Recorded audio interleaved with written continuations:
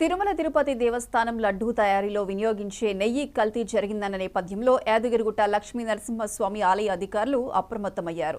స్వామివారి ప్రసాదంలో వినియోగిస్తున్న నెయ్యి నమూనాలను హైదరాబాద్లోని ఆహార ప్రయోగశాలకు పంపించారు. ఈ నెయ్యిలో ఏదైనా కల్తీ జరిగిందా అని తెలుసుకునేందుకు పరీక్షలు నిర్వహిస్తున్నారు.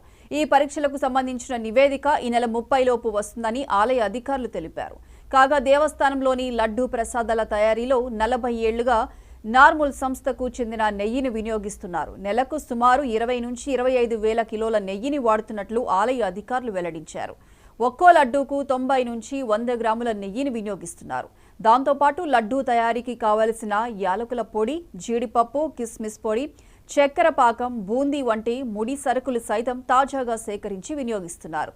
రోజు అనుభవజ్ఞులైన తయారీదారులతో పరీక్షించి మరీ భక్తులకు అందజేస్తున్నారు.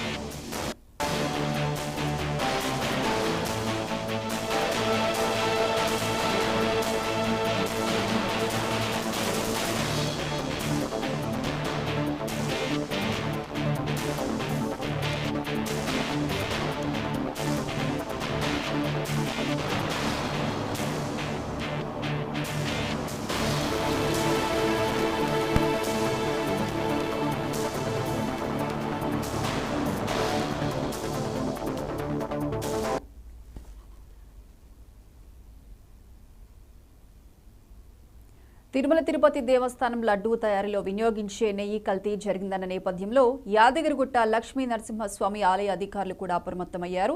ఇక స్వామివారి ప్రసాదంలో వినియోగిస్తున్న నెయ్యి నమూనాలను హైదరాబాద్లోని ఆహార ప్రయోగశాలకి పంపించారు.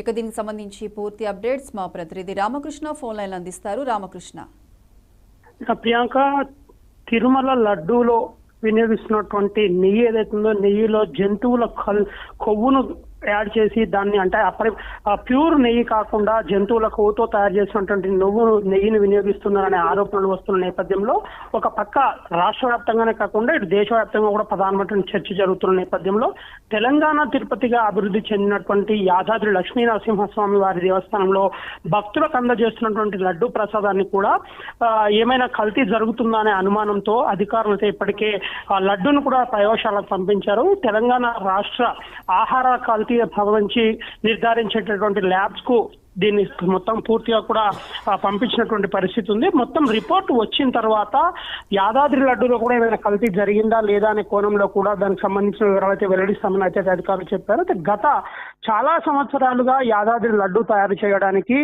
నార్మల్ సంస్థ అంటే నల్గొండ రంగారెడ్డి పాల ఉత్పత్తిదారులు ఎవరైతున్నారో రైతులకు సంబంధించి వారి నుండి సేకరించిన పాల ద్వారా తయారవుతున్న నెయ్యిని మాత్రమే గత 40 సంవత్సరాలుగా యాదాద్రి దేవస్థానంలో అయితే వినియోగిస్తున్న పరిస్థితి ఉంది. ప్రధానంగా నెలకు సుమారు 25 నుంచి 30 వేల కిలోల నెయ్యి అయితే యాదాద్రి లక్ష్మీనరసింహస్వామి దేవస్థానంలో వినియోగిస్తున్న నేపథ్యంలో యాదాద్రి లడ్డు కూడా అత్యంత పవిత్రంగా భావించే తెలంగాణ భక్తులు ఎవరైతున్నారో ఎక్కడ కూడా వారికి ఎలాంటి అపవిత్రత అనేది రాకుండా ఉండడం కోసం మాత్రమే అధికారులు ముందు జాగ్రత్త చర్యగా ల్యాబ్స్ కు పంపించి లడ్డూకు సంబంధించినటువంటి కల్తీ ఏమైనా జరిగిందనే కోణంలో మాత్రం విచారణ చేపడుతున్నటువంటి పరిస్థితి ఉంది.